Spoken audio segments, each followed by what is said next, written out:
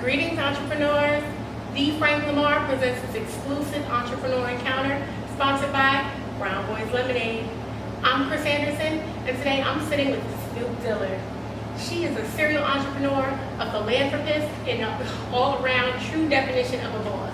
Snoop, thank you so much for sitting down, making some time to chat with me, okay? Because listen, you are sprouting up businesses like Waffle House on the corner, okay? Every time you look around, it's a new business. So congratulations on all of your success and definitely on your future endeavors. Thank you, I appreciate it. Absolutely. So I want to ask you, I want to start with why entrepreneurship? There are so many things that people can do. I know that you are an educated woman. I know that you could have gotten you a cushiony job, someone with some benefits, with really no risk and no worries. Why did you choose entrepreneurship?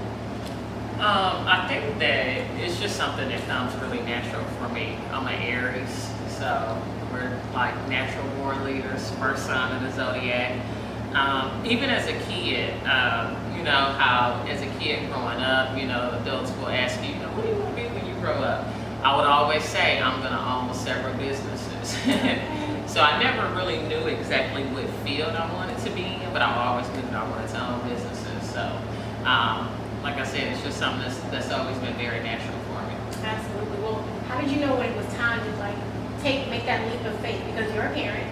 So sometimes being a parent, I was a teen mom myself. So how did you know that it's time to go? You know, I'm gonna leave behind the security of a job, working for somebody else, a guaranteed paycheck, to just say, you know what, I'm doing this on my own. Yeah, that's a great question. I think for me, like most entrepreneurs, it was, you know, a lot of people, they'll either get fired from a job or quit a job or something like that. So when I first started off, the first real job that I ever had, I was a financial advisor for American Express. And then after that, I started doing real estate and getting into investments and things of that nature. And so both of those career paths were careers that allowed you to make your own schedule and kind of, you know, be an independent contractor and get that feel of working for yourself anyway. So I never really, you know, after working for American Express and first starting there, once I proved myself within like the first couple months, I never really had to come in at a certain time and leave at a certain time and things of that nature because I was bringing in money, you know what I mean? And so, and that was how that was set up, because it was also set up where you could open up your own office and start your own financial advising practice and things of that nature. So that's one thing. I was always involved in fields that were very similar to being an entrepreneur. But really what did it for me was that American Express, they decided to close their office that I was working at there in Nashville. I went to Vanderbilt, so after graduating from college, I stayed there in Nashville. But they closed their office, and it led me to just kind of strike out on my own. And I ended up going and partnering with a guy who I went kind of under his firm, but still was doing my own thing. Just because I had to have somewhere to place my licenses, but he never treated me like an employee. And then he encouraged me to get my real estate license and start selling like $1 million homes and things like that. And then I got with a group of people that were doing investment properties and things of that nature. So, and that just kind of began my transition. I think kind of the starking difference for me was coming from a background of, you know, graduating high school at 16, going to college at 16, graduating from Vanderbilt school like Vanderbilt, and doing things like financial advising and real estate where you have to get dressed up and wear a suit and things of that nature every day, to being involved in the fields that I'm in now. So, and kind of what happened was that was just, it actually was a relationship. I speak on how relationships can be so important to a person's success. You know, they can add and they can take away from it. And so I had a girl that was probably like my first love that I was dating, and she was a model. And so I wanted to, you know, I had gotten a little success and was making a little bit of money and wanted to do something business-wise to help and propel her. And so we did a calendar together. We had 11 other girls in Nashville, and it was called Wet Dimes in the Key. That was actually back in 2008. And so we filmed the calendar, like shot it and filmed it. We did a DVD behind it as well. And so that also kind of brought that Snoop alter ego, alive. But, we did that calendar, and after we did that, you've got to sell the calendar. So we had all these thousands of copies of this calendar. And in order to sell it, I started promoting parties. I had all of the girls, the models, sign up under me. So I created basically a management company. It was called Profitable Productions.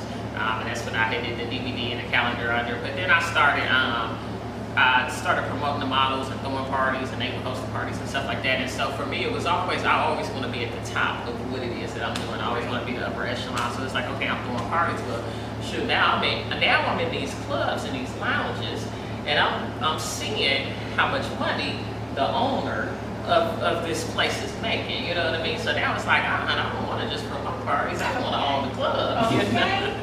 So, and that was that transition there, and it's like I never have since left that industry, really. Well, you know what? I like the fact that you take your natural talents, your natural ambitions, and then you learn from other industries you may not have, and that's a big thing with entrepreneurs and entrepreneur-minded people. You may not have all the skills, all of the knowledge, or the know-how, but you see a niche, or you see get in where you fit in. Pretty much, you see where you can get it, where you fit in the industry, and you just have to go for it. Go forth and conquer, and you have to do it with no fear. Would you agree? Oh yes, absolutely. So, and I think that's remarkable. It's amazing, and I'm glad that you stayed on your path, and God even placed, it seems like, people and opportunities, and that kind of just kept you on your path, and you didn't go off and start doing something else and go into a whole different industry. Yeah, I definitely feel like everybody is a part of your story, and everything happens for a reason. Absolutely, I agree. Speaking of everything happening for a reason, let's talk about ups, downs. As an entrepreneur, it's like Newton's law, whatever can happen will happen. I think every entrepreneur, and if you don't know now, inspiring entrepreneur needs to know that there are ups and downs with entrepreneurship. It's like a heartbeat, like an EKG. Let's talk about one of your largest struggles, being an entrepreneur, either personal or in business. What has been one of the biggest struggles? I would say one of the largest struggles was I used to have a media company. It was called KRD Media Group, and we published a newspaper. I would say several years ago, there were these type of tabloid little newspapers that were very popular in the southern part of the country.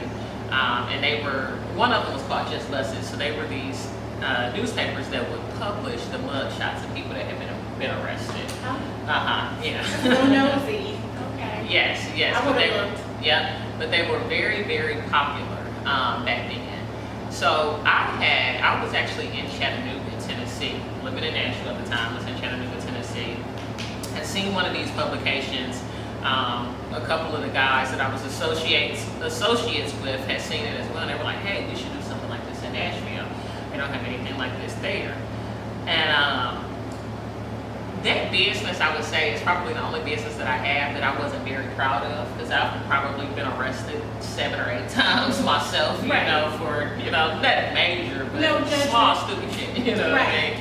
But, and so I never wanted anybody to know that I had made the paper, you know what I mean? But anyways, long story short, what ended up happening is I had took that paper to a whole nother level. So I ended up separating from those guys and doing my own thing. One of the guys, he started stealing from the business and all that type of stuff. So ended up doing my own thing, started a publication very similar to that in Knoxville and Louisville, Kentucky, and Western Kentucky, and also in Tallahassee, Florida as well. So I was running all over the country.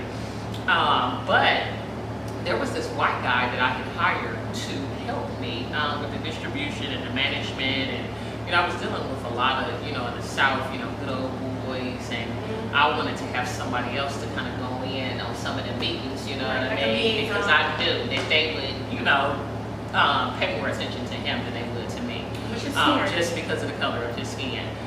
Long story short, when I moved to Atlanta 8 years ago, I was kind of, really into learning the city of Atlanta. There's a lot going on and things of that nature. And that business was really kind of ran itself a little bit. That manager, he did a lot. But long story short, he ended up stealing the company from me right up under my nose. There was 1 week that just all of my employees quit. First, it was the graphic designer that laid the paper out.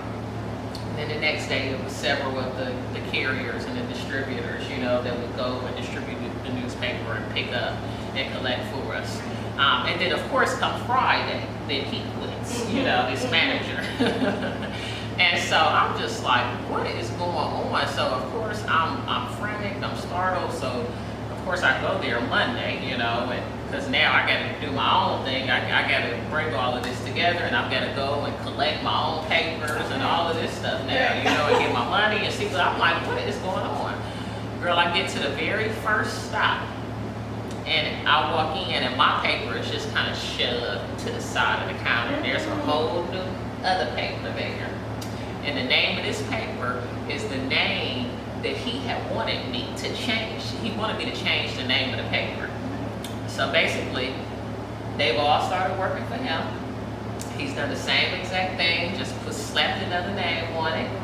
And he already had all my information. He knew what all stores was carrying the paper, how much we were giving them, for carrying it. And so all he had to do was come in and say, hey, I'll give you 5 cents more or whatever. The little paper was only $1. Right. So, but yeah, and so that, when I tell you I cried, I cried for 2 days. One, my feelings were hurt. Yeah. Because him and I had kind of looked at him. I wouldn't say it's like a father figure, but he was that old. He was like no, not as a mentor, because I was his boss.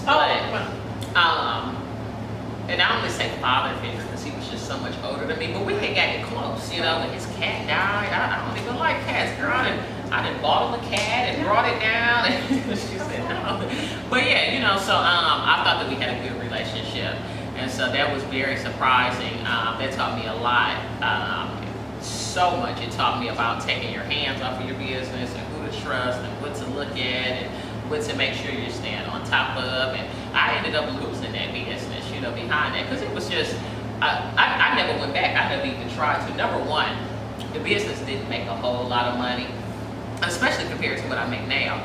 I was comfortable, what I mean? Because I'm here in Atlanta kicking in, I'm making a little bit of money, what I'm saying? But I'm not really having to do as much, I didn't really like it, what I mean? It wasn't something that I loved, because I didn't like really exposing people, for their weaknesses and what they had did and things of that nature. So, but I never went back because he lived there, right in that area. I was in Atlanta, what I mean? It went nowhere. And then I had a publication here in Atlanta too. But there was no way I was going to be able to compete with that man, and I knew it. And I wasn't going to waste my money and all that, especially for something that I did not love, that I wasn't in love with doing. So, but yeah, that was a big struggle. It's something that I had to overcome after that. I didn't know what I was going to do. I was completely broke. Because the business wasn't making a lot of money, so it wasn't like I had a nice little cushion of savings or anything like that, you know what I mean? And then he had ended up ciphering some funds out of the account and stuff at the end. So, but that was definitely, something I had to overcome, because like I said, I didn't even know what I was going to do after that. And so I struggled, for quite a bit, and ended up being a house that I was flipping at the time, but it just wasn't selling quickly. And I probably struggled for maybe about 3 or 4 months after this business closed. And about 3 or 4 months after that, this house sold. And that's how I got the funds to do the first business that I opened here in Atlanta, which was my party bus company, Party Bus Kings. All right. Okay. So it seems like there were some lessons and some blessings. As with a lot of experiences in life are, people just take time to sit sometimes and be still and just listen and try to figure things out. Sometimes instead of just jump, maybe that 3 or 4 month period you needed, would you say that you needed that to just kind of figure some things out and just not jump into the things? So that happens. Sometimes it's scrambling. So the lesson, I would say, what I'm hearing is one of the lessons was don't ever take your hands off of your business. Put trust, sometimes not even your mom.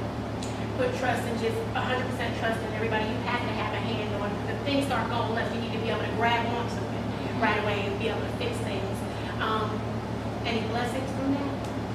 You didn't love that business? Yes, definitely. There were several blessings in it. One, just as you said, the lessons, you know what I mean? You learn more from your failures than you do your successes. So just being able to have that hiccup, to take a step back and reevaluate what I did wrong, you know, that even kind of led to that, you know. And then also the exit from that business, I would hate to still be doing that today.